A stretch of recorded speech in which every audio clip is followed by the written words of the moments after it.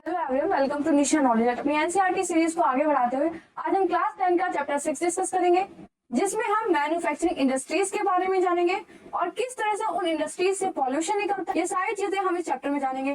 Previous chapter में हमने resources के बारे में जाना, एनर्जी रिसोर्सेज के बारे में जाना, जिससे इंडस्ट्री चलती है।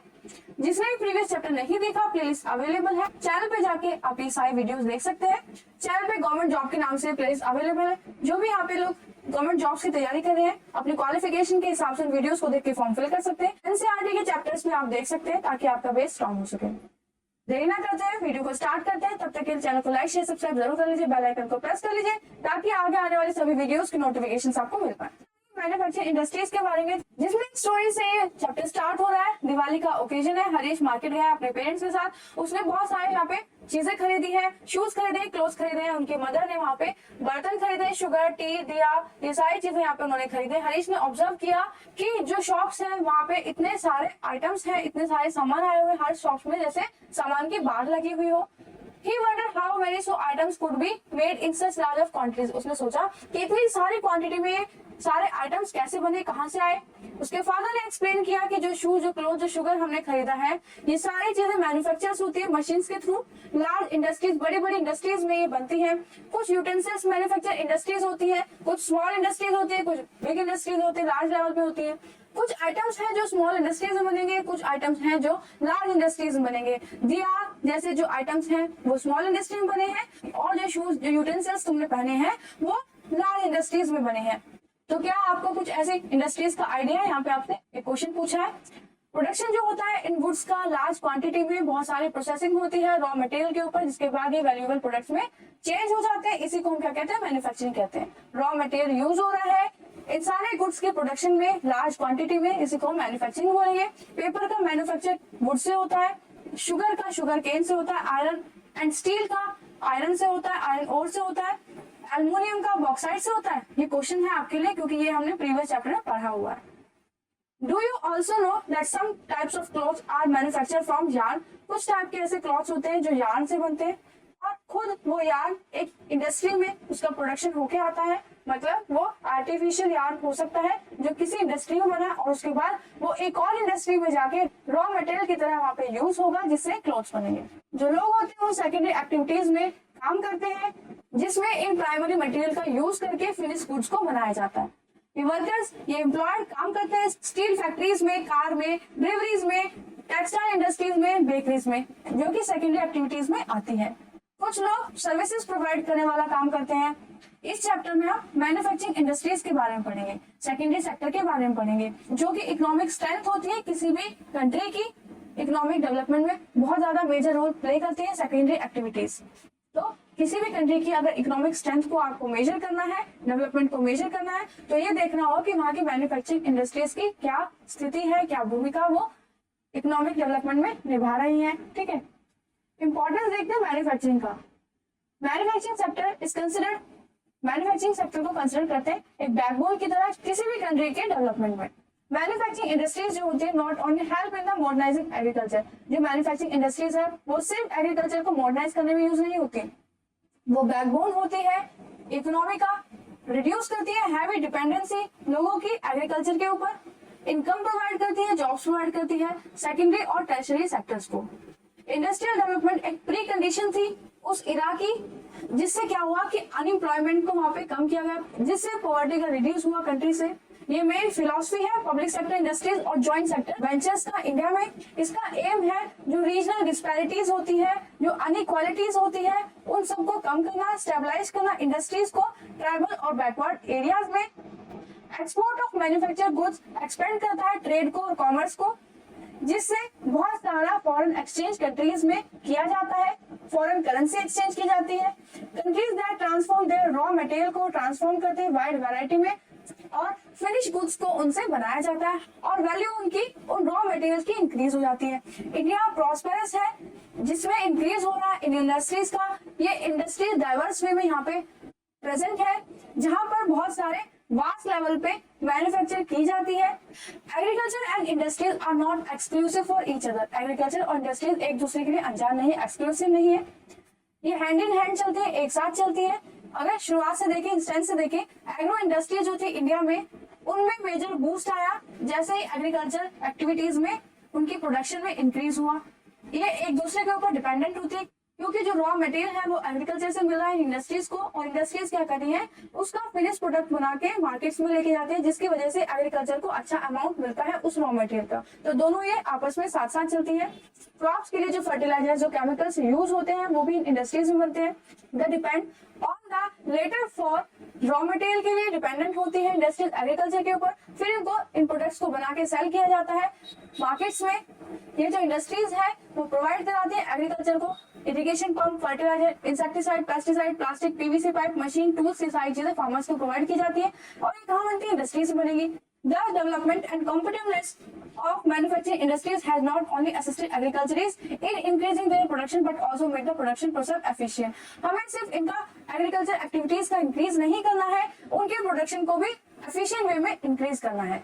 In the present day world of globalization, our industries need to be more efficient। Globalisation के इस मॉडर्न इरा में हमारे जो इंडस्ट्रीज हैं उनको बहुत एफिशिएंट होना चाहिए, एफिशिएंट होने की नीड है और उनको कॉम्पिटिटिव भी होना चाहिए। Self sufficient alone is not enough. सिर्फ सेल्फ सफिशिएंट होना इनफ नहीं है कि हम अपने ही नीड्स को यहाँ पे फुलफिल कर पाए, इतना जरूरी नहीं है। हमें ऐसा भी करना है कि अपने ही भी नीड्स को फुलफिल कर पाए और एक्सपोर्ट भी कर पाए। Self sufficiency alone our manufactured goods must be at par in quality with those in the international market, ताकि हम उनका इंटरनेशनल मार्केट्स में उनको एक्सपोर्ट कर पाए, जिससे इकोनॉमिक डेवलपमेंट कंट्री का बहुत ज्यादा आगे जा सके। Only then we will be able to compete in the international market, जिसकी वजह से हम इंटरनेशनल मार्केट में कम्पीट कर पाएंगे। अपने जो गुड्स का प्रोडक्शन है उनके क्वालिटी और क्वांटिटी दोनों को ही इंक्रीज करना है ताकि इंटरनेशनल मार्केट में अच्छे से परफॉर्म कर पाए। क्लासिफिकेशन देखते हैं इंडस्ट्रीज का। List of various manufacture products you use in daily life. बहुत सारे प्रोडक्ट्स को आप अपने डेली लाइफ में यूज करते हैं जो कि वेरियस इंडस्ट्रीज से बनके हैं, जैसे कि transistor, electric bulb, vegetable oil, cement, glassware, petrol, माचिस, scooters, automobile, medicine and so on. तो ये सारे ही जो प्रोडक्ट्स है वो अलग अलग फैक्ट्रीज, अलग अलग इंडस्ट्रीज से बनके आए हैं। अगर हम इनको क्लासिफाई करेंगे वेरियस इंडस्ट्रीज के बेस पे तो हम देखेंगे कि बहुत सारे अलग तरह की इंडस्ट्रीज हम क्लासिफाई करेंगे on the basis of the raw material, कि वो किस रॉ मटेरियल को वो इंडस्ट्री यूज कर रही है, उसके हिसाब से हम इन इंडस्ट्रीज को क्लासिफाई करेंगे। जैसे कि जो एग्रो बेस्ड इंडस्ट्रीज होती है उनमें जो रॉ मटेरियल यूज होता है वो cotton, woollen, jute, silk, textile, rubber, sugar, T, coffee और एडिबल ऑयल यूज होते हैं। जो मिनरल बेस्ड इंडस्ट्रीज होती है उनमें iron, steel, cement, aluminium, machine, tools और पेट्रोकेमिकल्स यूज होते हैं। और इनका मेन रोल क्या है इसके हिसाब से भी हमने इंडस्ट्रीज को क्लासिफाई किया। जैसे कि बेसिक और की इंडस्ट्रीज जो होती हैं वो सप्लाई करती हैं प्रोडक्ट्स को एज अ रॉ मटेरियल के रूप में अदर गुड्स को प्रोड्यूस करने के लिए, जैसे कि iron, steel, copper smelting, aluminium smelting. मतलब आयरन और कॉपर को पहले ओर से एक्सट्रैक्ट किया जाता है किसी इंडस्ट्री में, उसके बाद उस आयरन को, स्टील को जो एक्सट्रैक्ट हुआ है उसको रॉ मटेरियल की तरह किसी और इंडस्ट्री में यूज किया जाएगा बाकी फर्दर आगे प्रोडक्ट्स बनाने के लिए। नेक्स्ट है कंज्यूमर इंडस्ट्रीज। ये क्या करते हैं? प्रोड्यूस करते हैं गुड्स को, डायरेक्ट यूज करते हैं इसको कंज्यूमर्स, मतलब डायरेक्टली फाइनल प्रोडक्ट ये प्रोड्यूस कर रही है, जैसे कि sugar, toothpaste, paper, swing machine, fans. On the basis of capital investment के हिसाब से भी हमने इंडस्ट्रीज को यहाँ पे क्लासिफाई किया, जैसे कि स्मॉल स्केल इंडस्ट्रीज जिसकी जो मैक्सिमम इन्वेस्टमेंट है उन इंडस्ट्रीज में वो कम होती है, एक लिमिट होती है ओवर पीरियड ऑफ टाइम जो कि चेंज होती रहती है, और जैसे जैसे वो बढ़ती जाएगी वो लार्ज स्केल इंडस्ट्री में इंक्लूड होती जाएगी। और जो लार्ज स्केल इंडस्ट्री होंगी उनमें मैक्सिमम इन्वेस्टमेंट लगेगा और उनका टर्नओवर भी करोड़ में आएगा। बेसिस ऑफ ओनरशिप के हिसाब से भी हमने इंडस्ट्रीज को क्लासिफाई किया है कि उसके ऑनर कौन है, पब्लिक सेक्टर है, प्राइवेट सेक्टर है, कोई इंडिविजुअल की वो कंपनी है, या जॉइंट सेक्टर है, या फिर बहुत सारे ग्रुप्स मिलकर चला रहे हैं, कोऑपरेटिव सेक्टर है। पब्लिक सेक्टर जैसे कि भेल, सेल, ये एग्जांपल है जो ऑपरेट करी जा रही है, गवर्नमेंट एजेंसीज है, गवर्नमेंट के थ्रू ये ऑपरेट की जा रही है। प्राइवेट सेक्टर इंडस्ट्रीज है TISCO, Bajaj auto limited, Dabur industries, जो कि कोई इंडिविजुअल ग्रुप है जो इसको ऑन कर रहा है, इसका ऑनर है। ये प्राइवेट सेक्टर इंडस्ट्रीज होती है। ज्वाइंट सेक्टर इंडस्ट्रीज क्या होती है? जो ज्वाइंटली रन हो रही है, स्टेट और इंडिविजुअल, मतलब गवर्नमेंट और इंडिविजुअल जो है वो मिलकर के इन फैक्ट्रीज को, इंडस्ट्रीज को बना रहे हैं, जैसे कि ऑयल इंडिया लिमिटेड जो कि ज्वाइंटली ऑन है, पब्लिक सेक्टर से भी और प्राइवेट सेक्टर दोनों ही मिलकर यहाँ पे काम कर रहे हैं। कोऑपरेटिव सेक्टर इंडस्ट्रीज कौन सी होती है? जो ऑन और ऑपरेट की जाती है प्रोड्यूसर्स के थ्रू, सप्लायर्स के through, raw material, workers, both सभी इसमें कोऑपरेट करते हैं और ये इंडस्ट्रीज उन्हीं सबसे चल रही है। They pool in the resource that share of profits और लॉसेस प्रोपोर्शनली। इसमें क्या होता है जो प्रॉफिट और लॉस होता है सभी को एक साथ होता है। इस तरह के जो एग्जांपल्स हैं उसमें शुगर इंडस्ट्रीज का आता है, महाराष्ट्र में कॉयल इंडस्ट्री का आता है, केरला में। Based on the bulk and weight of raw material के हिसाब से भी इन इंडस्ट्रीज को क्लासिफाई किया गया है, जैसे कि हैवी इंडस्ट्रीज जिसमें आयरन और स्टील इंडस्ट्रीज आएंगी, लाइट इंडस्ट्रीज जिसमें रॉ मटेरियल यूज हो रहा है, लाइट इंडस्ट्रीज जहाँ पे लाइट रॉ मटेरियल यूज हो रहा है और प्रोड्यूस हो रही है लाइट इलेक्ट्रिकल गुड्स इंडस्ट्रीज इनको कहा जाता है। तो ऐसे प्रोडक्ट्स बनेंगे जो लाइट से जलेंगे।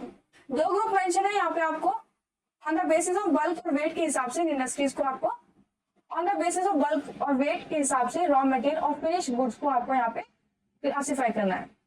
जैसे ऑयल यहाँ पे रॉ मटेरियल है, वॉचेस यहाँ पे फिनिश गुड्स है। एग्रो बेस्ड इंडस्ट्रीज देखते हैं पहले।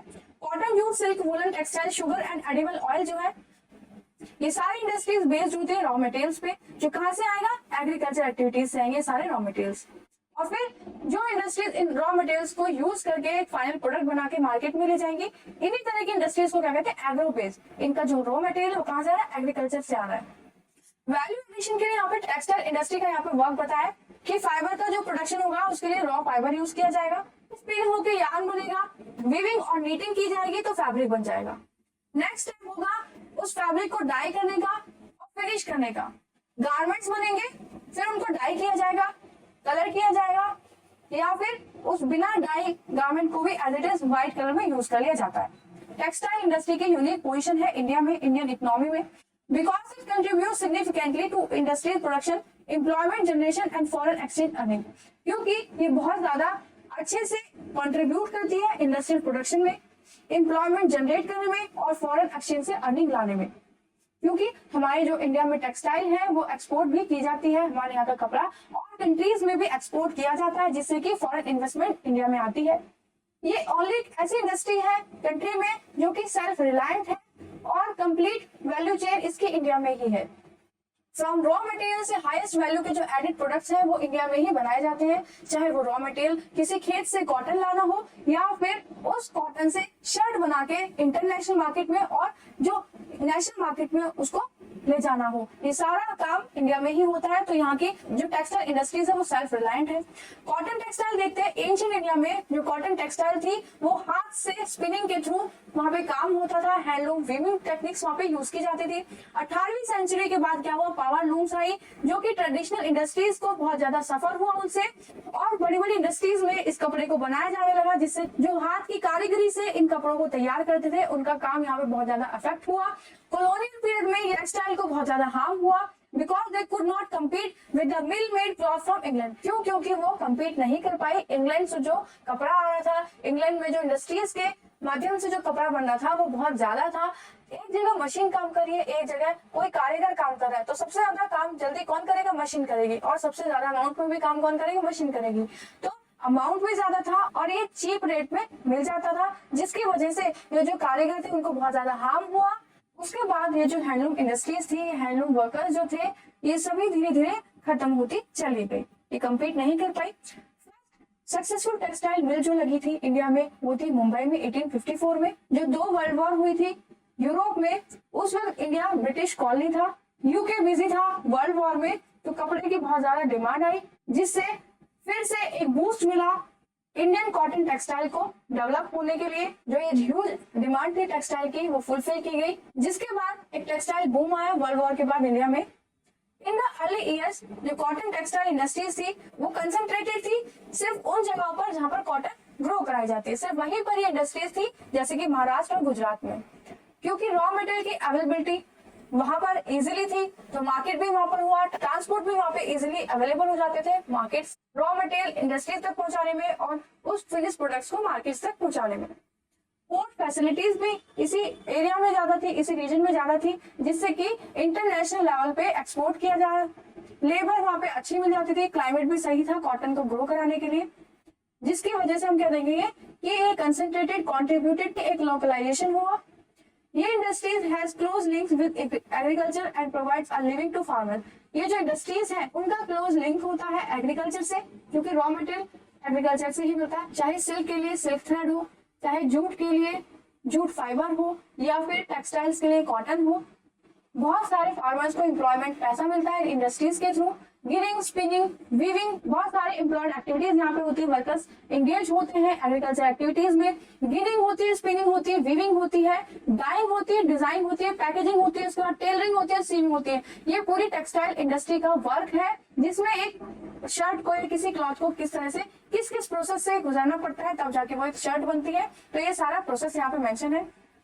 इन इंडस्ट्रीज की बहुत ज्यादा डिमांड है जिससे कि अदर इंडस्ट्रीज को भी सपोर्ट करती है, जैसे कि केमिकल्स और डाइंग इंडस्ट्रीज को, पैकेजिंग मटेरियल इंडस्ट्रीज को और इंजीनियरिंग वर्क्स को। While spinning continues to be centralized in Maharashtra, spinning सिर्फ कहाँ ज्यादा होता था? महाराष्ट्र में, गुजरात और तमिलनाडु में। Weaving highly decentralized to provide scope for incorporating traditional skills and designing of weaving cotton, zari, silk, embroidery और जरी। तो हाई क्वालिटी की वीविंग, सिल्क, जरी, एम्ब्रॉयडरी यहाँ पे की जाती थी। ये वीविंग सेंट्रलाइज्ड हो गया। India has world class production spinning but weaving supplies low quality of fabric as it can not use much of high quality yarn produce in the country. यहाँ की स्पिनिंग तो बहुत अच्छी है लेकिन वीविंग अच्छी नहीं है। क्यों? क्योंकि जो क्वालिटी ऑफ फाइबर है वो अच्छा नहीं होता। Weaving is done by handloom, handloom के थ्रू वीविंग की जाती है। हैंडलूम और पावर लूम मिल्स में की जाती है वीविंग के थ्रू। The hand spun khadi provide large scale employment to weavers in their homes as cottage industries. Cottage industries में, घरों में बहुत सारे लोगों को काम मिलता है जिसमें वो खादी के कपड़ों को हाथों से बनाते हैं, हैंड स्पून करते हैं। एक क्वेश्चन पूछा गया है, गांधी जी ने इतना ज्यादा एम्फसाइज क्यों किया स्पिनिंग यार्न को और वीविंग खादी को वीव करने के लिए? Why is it important? क्या इम्पोर्टेंट था इसका हमारी कंट्री के हिसाब से? और जो मिल सेक्टर लूमेज है वो लोअर क्यों है, कम क्यों है पावर लूम और हैंडलूम से? जूट टेक्सटाइल्स देखते हैं। इंडिया लार्जेस्ट प्रोड्यूसर है रॉ जूट का, जूट के गुड्स का। स्टैंड सेकंड पोजीशन और second place as an exporter after Bangladesh. Bangladesh के बाद सेकंड प्लेस पे आता है इंडिया जूट को और जूट के प्रोडक्ट्स को एक्सपोर्ट करने के लिए। मोस्ट ऑफ द मिल्स जो है वो लोकेट है वेस्ट बंगाल में। मेनली कहाँ मिलती है? हुगली रिवर का जो बैंक है उसके आसपास। फर्स्ट जूट मिल जो बनी वो कोलकाता में बनी 1855 में रिशारा में। पार्टीशन के बाद जो 3/4 एरिया था जूट प्रोड्यूसिंग एरिया का वो ईस्ट वाले पाकिस्तान के पास पहुंच गया जो कि बांग्लादेश था। ये टेक्सटाइल इंडस्ट्रीज के यहाँ पे मैप है कि कौन कौन सी स्टेट्स में टेक्सटाइल इंडस्ट्रीज, वूलन टेक्सटाइल और सिल्क टेक्सटाइल पाई जाती है। जो ब्लैक डॉट्स है वो कॉटन टेक्सटाइल है, जो रेड स्क्वायर है वो वूलन टेक्सटाइल है और जो स्क्वायर में डॉट है वो सिल्क टेक्सटाइल है। तो यहाँ पे आप अच्छे से इस मैप को रीड करेंगे, उसको प्लॉट करेंगे और इन सारी जगह को याद करने की कोशिश करेंगे। कोई भी डाउट आता तो कमेंट करके आप पूछ सकते हैं। नेक्स्ट देखते हैं factors responsible for the location in the Hooghly basin are. कौन कौन से जो फैक्टर्स हैं जो इस हुगली बेसिन की लोकेशन को रिस्पॉन्सिबल करते हैं? ये जूट प्रोड्यूसिंग एरिया है। इनएक्सपेंसिव वाटर ट्रांसपोर्ट यहाँ पे है, मतलब चीप वाटर ट्रांसपोर्ट यहाँ पे अवेलेबल है जिससे ये इजिली यहाँ पे एक्सपोर्ट हो पाता है। गुड रेलवे नेटवर्क्स यहाँ पे सपोर्ट करते हैं। रेलवेज यहाँ पे अच्छे हैं, रोडवेज यहाँ पे अच्छे हैं, वाटरवेज की पूरी फैसिलिटी यहाँ पे है। रॉ मटेरियल का मूवमेंट अच्छे से हो पाता है। अबंडेंट वाटर है जिससे जूट की यहाँ पे खेती अच्छे से हो पाती है। चीप लेबर यहाँ पे मिल जाती है वेस्ट बंगाल से और जो इसके एडजॉइनिंग स्टेट्स है जैसे बिहार, उड़ीसा और उत्तर प्रदेश से। कोलकाता एक लार्ज अर्बन सेंटर है जो कि प्रोवाइड कराता है banking, insurance and port facilities export करने के लिए जूट गुड्स को। तो ये यहाँ पे हुगली का लोकेशन फैक्टर्स, एडवांटेज वगैरह यहाँ पे बता दी गई है। शुगर इंडस्ट्री देखते हैं। इंडिया स्टैंड करता है सेकंड पोजीशन पे वर्ल्ड प्रोड्यूसर में शुगर को। इंडिया की फर्स्ट प्लेस है गुड़ और खांसरी बनाने में। रॉ मटेरियल यूज करता है ये इंडस्ट्रीज, रॉ मटेरियल यूज करती है बल्क में and in haulage it's sucrose content reduces. The mills, ये मिल्स कहाँ पर है? शुगर मिल कहाँ पर है? उत्तर प्रदेश, बिहार, महाराष्ट्र, कर्नाटक, तमिलनाडु, आंध्र प्रदेश, गुजरात, पंजाब, हरियाणा, मध्य प्रदेश। अप्रोक्सीमेटली आपको पूरे इंडिया में ही ये शुगर केन की खेती मिल जाएगी। 60% जो मिल्स है वो यूपी और बिहार में है। This industry seasonally in nature में वैसे सीजनली होती है क्योंकि जब शुगर प्रोड्यूस किया जाएगा फील्ड्स में तभी ये इंडस्ट्रीज अच्छे से यहाँ पे सीजनली वर्क करेंगे। सर्दियों में यहाँ पे ज्यादा वर्क होता है। It is ideally situated to the cooperative sector. ये आइडियली हम कहाँ देखेंगे? जो कोऑपरेटिव सेक्टर्स है वहीं पे ये इंडस्ट्रीज हमें मिलती है। क्या आप एक्सप्लेन कर सकते हैं ऐसा क्यों है? रिसेंट ईयर्स में हम क्या देखेंगे कि there is a tendency for the mills to shift and concentrate in the southern and western state. ये टेंडेंसी हम देखते हैं कि जो मिल्स है वो शिफ्ट हो गई है साउदर्न और वेस्टर्न स्टेट्स में, स्पेशली महाराष्ट्र में। ऐसा क्यों हुआ कि जो केन प्रोड्यूस हो रही थी, जो शुगर केन प्रोड्यूस हो रहा है यहाँ पर, उसमें हायर सुक्रोज कंटेंट है, उससे प्रोडक्शन ज्यादा होगा। कूलर क्लाइमेट है वहाँ पे तो इंश्योर हो जाता है कि लॉन्गर क्रशिंग सीजन होगा। Moreover, the cooperative are more successful in these states. तो हम क्या देखेंगे? जो cooperatives हैं वो इस स्टेट में ज्यादा अच्छे से सक्सेसफुली ग्रो कर पा रहे हैं। नेक्स्ट देखते हैं मिनरल बेस्ड इंडस्ट्रीज के बारे में। मिनरल बेस्ड इंडस्ट्रीज जो होंगी वो मेटल में रॉ मटेरियल के लिए यूज किया जाता है, इसलिए उनको मिनरल बेस्ड इंडस्ट्रीज बोलते हैं। ऐसी इंडस्ट्रीज का आप नाम बता सकते हैं? पहले यहाँ पे दिए आयरन और स्टील इंडस्ट्री। जो आयरन और स्टील इंडस्ट्री है वो बेसिक इंडस्ट्री है, वो बाकी और इंडस्ट्रीज को रॉ मटेरियल प्रोवाइड कराती है। Since all other industries heavy होती है, मीडियम होती है और लाइट होती है और डिपेंडेंट होती है इन इंडस्ट्रीज पे, उनकी मशीनरी जो होती है वो इन्हीं से बनती है। तो सारी चीजें जो डिपेंडेंट हो वो किस पे हुई? आयरन और स्टील इंडस्ट्रीज पे ही डिपेंडेंट रहती है। Steel is needed to manufacture variety of engineering goods, construction material. तो स्टील से क्या मैन्युफैक्चर हो रहा है? Engineering goods, construction material, defence, medical, telephonic, scientific equipment और वैरायटी ऑफ कंज्यूमर गुड्स यहाँ से प्रोड्यूस हो रहे हैं। एक लिस्ट बनानी है उन गुड्स की जो स्टील से बनती है। प्रोडक्शन और कंजप्शन जो है स्टील का वो कंट्री के डेवलपमेंट में बहुत ज्यादा रोल प्ले कर रहा है, इंपॉर्टेंट रोल प्ले कर रहा है। आयरन और स्टील इंडस्ट्री जो होती है उनको हैवी इंडस्ट्री में इंक्लूड किया जाता है। क्यों? क्योंकि जो उनका रॉ मटेरियल है और जो फिनिश गुड्स है वो हैवी और बल्कि होते हैं। हैवी ट्रांसपोर्टेशन कॉस्ट लगती है, आयरन ओर की जरूरत पड़ती है, कुकिंग कोल, लाइमस्टोन रिक्वायर्ड होते हैं अप्रोक्सीमेटली 4:2:1 में। ये तीनों ही चीज यहाँ पे इंडस्ट्री में यूज होंगी। कुछ क्वांटिटीज जैसे कि manganese are also required to harden the steel. तो मैग्नीज की भी जरूरत पड़ती है ताकि स्टील को हार्ड किया जाए। Where should the steel plants be ideally located? Steel plants ideally कहाँ लोकेटेड है और कौन से फिनिश प्रोडक्ट्स उनसे बनते हैं वो सारी चीजें आपको बतानी है। और कौन कौन से एफिशिएंट ट्रांसपोर्ट नेटवर्क की उनको जरूरत पड़ रही है इन सारे प्रोडक्ट्स को डिस्ट्रीब्यूट करने मार्केट्स में और कंज्यूमर्स तक। ये आपको एक डायग्राम दिया है जिसमें आपको प्रोसेस ऑफ स्टील बताया है कि वो किस तरह से मैन्युफैक्चर हो रही है। ट्रांसपोर्ट से रॉ मटेरियल को इंडस्ट्रीज तक ले जाया जा रहा है, फिर आयरन ओर को मेल्ट किया जा रहा है जिसमें लाइमस्टोन को यूज किया जा रहा है। स्मेल्ट करने के लिए स्लैग को रिमूव किया जा रहा है, इम्प्योरिटीज को उसमें से रिमूव किया जा रहा है, कोक को जलाया जा रहा है और उस हीट को यूज कर रहे हैं उस ओर में से मेटल को निकालने में। फिर जो मोल्टन मटेरियल है उसको पोर करते हैं मोल्ड्स में जिसको हम पिग्स भी कहते हैं, ताकि वो मोल्टन जो मेटल है वो शेप ले ले किसी भी प्रोडक्ट का। तो जो पिग आयरन है उसको फिर से फर्दर प्योरीफाई करते हैं, मेल्ट करते हैं, ऑक्सीडाइज करते हैं उसकी इम्प्योरिटीज को, मैग्नीज, निकल, क्रोमियम उसमें ऐड किया जाता है, फिर उसको शेप किया जाता है उस मेटल को। तो पहले ट्रांसपोर्ट किया गया, फिर ब्लास्ट फर्नेस में उसके साथ वर्क किया गया, उसको पिघलाया गया, फिर उसके साथ और मेटल्स को मिलाकर स्टील बनाई गई अलॉय की तरह और लास्ट में उसको शेप किया गया रोलिंग, प्रेसिंग, कास्टिंग और फॉगिंग के थ्रू। ये पूरा प्रोसेस है। ये आपको आयरन और स्टील प्लांट्स के यहाँ पे इंडस्ट्रीज बताई है इंडिया में कहाँ कहाँ पाई जाती है। तो वो जगह है, वो स्टेट्स है, आप देखेंगे ईस्टर्न स्टेट्स की तरफ आप देखेंगे उड़ीसा जहाँ पर ये आयरन ओर के माइंस पाई जाती है, उसी स्टेट में आप देखेंगे वहीं पर ये इंडस्ट्रीज आपको मिलेंगी उसी के आसपास, जैसे भिलाई, राउरकेला, जमशेदपुर, गोमपुर, दुर्गापुर, विजयनगर, भद्रावती, सलेम। तो ये सारी यहाँ पे स्टेट्स है। छोटा नागपुर प्लेट्यू रीजन में मैक्सिमम इंडस्ट्रीज हमें मिलती है, वहीं पे ये कंसंट्रेटेड हो रखी है आयरन और स्टील इंडस्ट्रीज लार्जली। क्यों? बिकॉज यहाँ पे जो आसपास जो एडवांटेज है रीजन का कि यहाँ पे आसपास जो माइंस मिल जाती हैं और इंडस्ट्रीज को जो उनकी नीड है वो सारी फुलफिल हो जाती है, चाहे वो इलेक्ट्रिसिटी की हो, चाहे ट्रांसपोर्टेशन की हो, चाहे रॉ मटेरियल की हो, चाहे चीप लेबर की हो।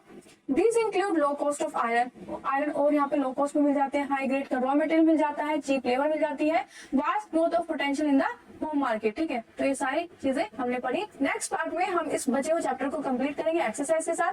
तब तक के लिए चैनल को लाइक, शेयर, सब्सक्राइब जरूर कर लीजिए ताकि इस चैप्टर की आगे आने वाली वीडियोस की नोटिफिकेशन आपको मिल पाए, आप उस चैप्टर को रीड कर पाए। तो इस चैप्टर का ये पार्ट यहाँ पे खत्म होता है, वीडियो यहाँ पे खत्म होती है। इस चैप्टर के नेक्स्ट पार्ट में नेक्स्ट वीडियो में फिर से मिलेंगे। तब तक के लिए आप इस चैप्टर को रिवाइज कीजिएगा, मैप्स को प्लॉट कीजिएगा। All the best.